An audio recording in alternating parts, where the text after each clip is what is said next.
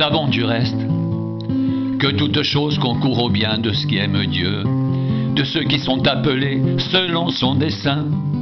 Car ceux qu'il a connus d'avance, il les a aussi prédestinés à être semblables à l'image de son Fils, afin que son Fils soit le premier-né de beaucoup de frères.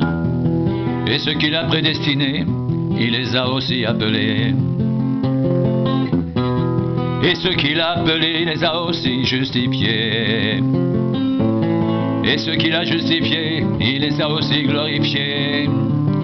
Que dirons-nous donc à l'égard de ces choses? Si Dieu est pour nous, qui sera contre nous?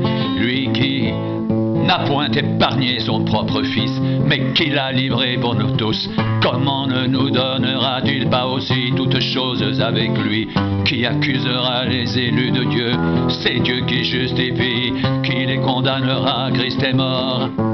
Bien plus, il est ressuscité. Il est à la droite de Dieu et il intercède pour nous.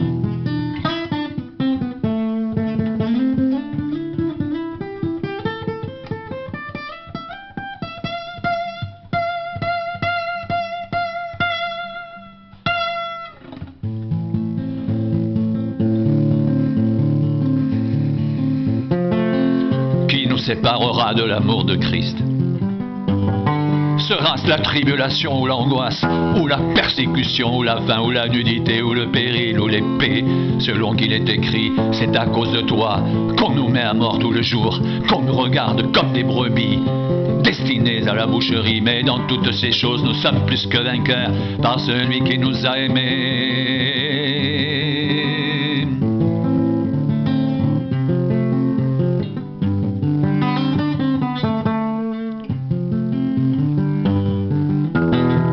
Car j'ai l'assurance que ni la mort, ni la vie, ni les anges, ni les dominations,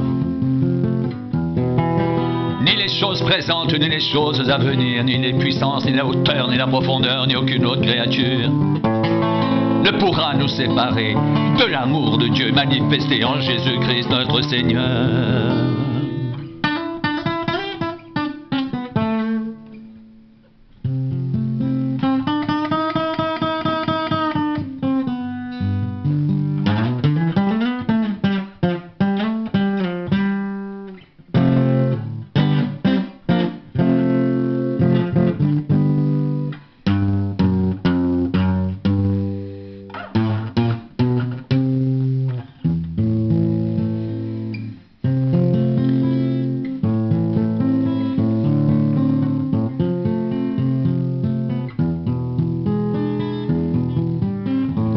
Mais dans toutes ces choses, nous sommes plus que vainqueurs par celui qui nous a aimés. Car j'ai l'assurance que ni la mort, ni la vie, ni les anges, ni les dominations, ni les choses présentes, ni les choses à venir, ni les puissances, ni la hauteur, ni la profondeur, ni aucune autre créature ne pourra nous séparer de l'amour de Dieu manifesté en Jésus-Christ notre Seigneur.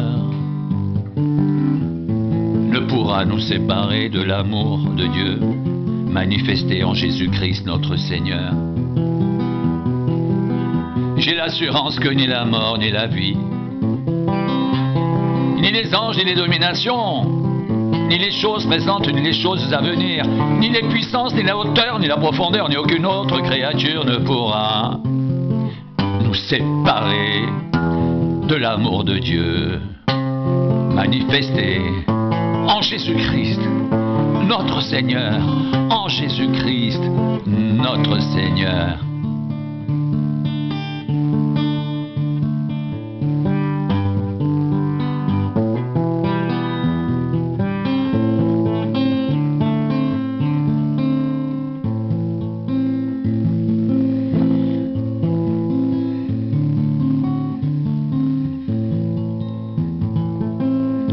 C'est à cause de toi qu'on nous met à mort tout le jour, qu'on nous regarde comme des brebis destinées à la boucherie.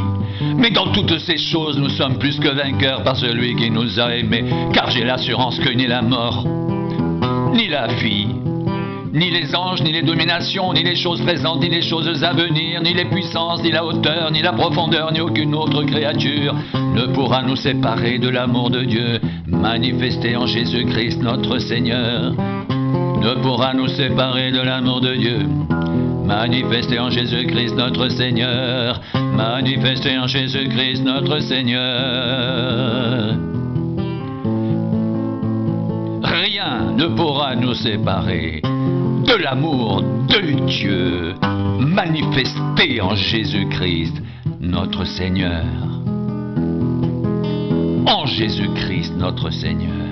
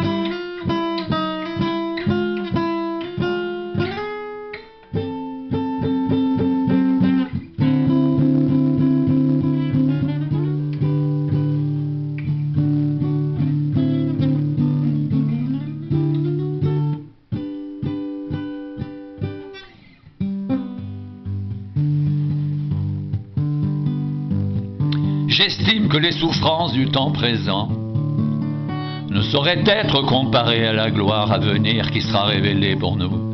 Aussi la création attend-elle avec un ardent désir la révélation des fils de Dieu, car la création a été soumise à la vanité non de son gré, mais à cause de celui qui l'y a soumise, avec l'espérance qu'elle aussi sera affranchie de la servitude de la corruption, pour avoir part à la liberté de la gloire des enfants de Dieu.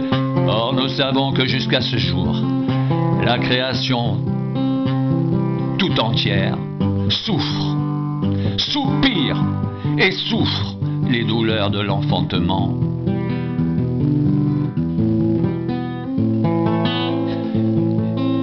Et ce n'est pas elle seulement, mais nous aussi qui avons les prémices de l'esprit, nous soupirons en nous-mêmes en attendant l'adoption, la rédemption de notre corps. Car c'est en espérance que nous sommes sauvés. Or l'espérance qu'on voit n'est plus espérance. Ce qu'on voit, peut-on l'espérer encore? Mais si nous espérons ce que nous ne voyons pas, nous l'attendons avec persévérance.